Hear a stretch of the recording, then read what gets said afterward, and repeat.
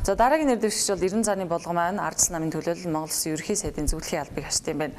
Боловсрол мэдлэгийн хувьд Улаанбаатар Эрдэм дээд сургуулийг эрх зүйч эдийн засгийн мэргэжлэр төгссөн байна. Дараа нь их засаг их сургуулийн хууль зүйн ухааны магистр, хууль зүйн ухааны докторантур мэргэжилтэй. Улаанбаатар Эрдэм оюун дээд сургуулийг бизнесийн удирдлагын магистр хамгаалсан. За удирдлагын академик, төрийн удирдлагын магистраар төгссөн ийм хүн юм байна. За ажилласан байдлыг харуул 2001-ээс 2005 онд их засгийн их сургуульд багш хийж байгаад улмаар декан албаны дарга дэд захирал хүртлээр дэвшиж ажилласан ийм эмэгтэй юм байна.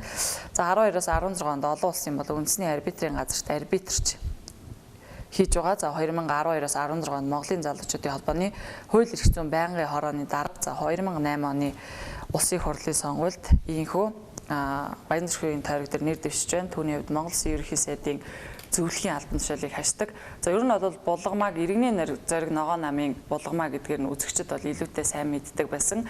За түүний хувьд иргэний зориг ногоо намд илсээд 2004 оны улсын хурлын сонгуульд бас хүч үзэжсэн нэлээд залуу нэр дэвшигч байсан юм билээ. За улмаар бол тэрээр 2012 оны улсын хурлын сонгуульд бас иргэний зориг ногоо намаас яг энэ Баян зүрхийн тойрог дээр нэр дэвшиж бас нэлээд өндөр санал авч гарч ирж байсан юм билээ. За ер нь залуу хуульч улс төрч лидер эмэгтэйчүүдийн тоонд бас түүнийг багтаадаг.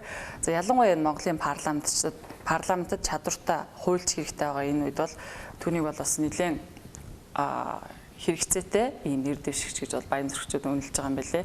Бас нэг шар мэдээллийг дуулахад дуучин Эрдэнэ тунгалаг булгамаа нарыг энэ удаагийн улсын хурлын сонгуулийн тренд өнгийг бий болгосон хүмүүс гэж бас шар мэдээлэл дурдсан байсныг хэлье гэж бодлоо.